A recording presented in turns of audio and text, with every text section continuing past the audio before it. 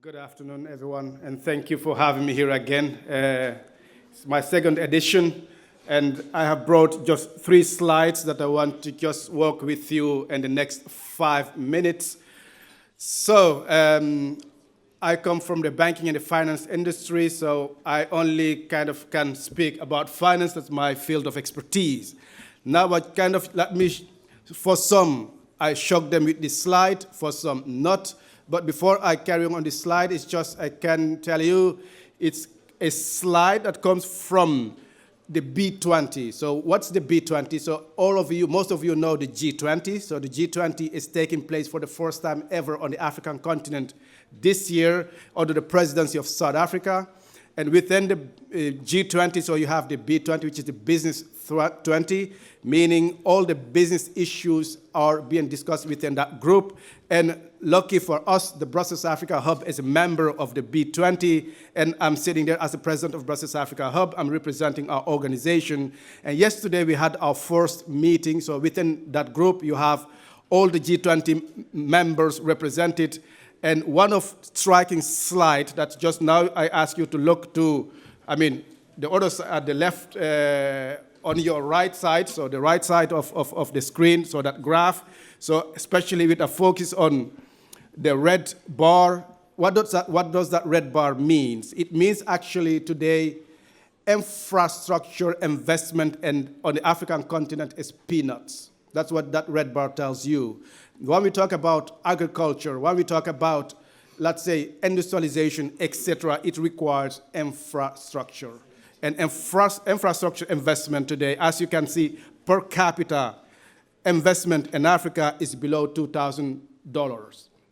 And if you look at the global average, we are $6,000 on average. And if you look at the Asian market, they are around $8,000 per capita of infrastructure investment. What does that mean? Because Africa around 1.2 billion inhabitants today. China only is 1.4 billion. You combine with India, and now you add Indonesia, you're already above 3 billion inhabitants. So which means if they can reach investment per capita of $6,000, which means Asia is kind of booming, while Africa is nowhere. And now look at the size of the African continent on your left side this time. So you can see how many countries does fit in that continent. So it tells you how gigantic the African continent is and and the deficit the continent is facing today. Actually, I wanted to show you this figure. Then I'm going to move on to the next slide, and then I will conclude my kind of a keynote speech. So we are talking about today 9 out of 10 infrastructure projects which are required for agriculture, industrialization, etc. today, which means building an energy, let's say a power plant, for instance.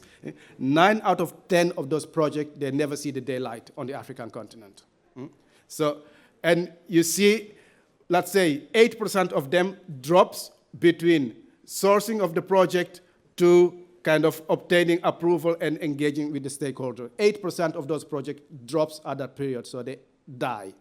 And then the remaining 50%, let's say the remaining is just 20%, 50% of them kind of drops before financial close. So that's actually what we are facing today on the African continent.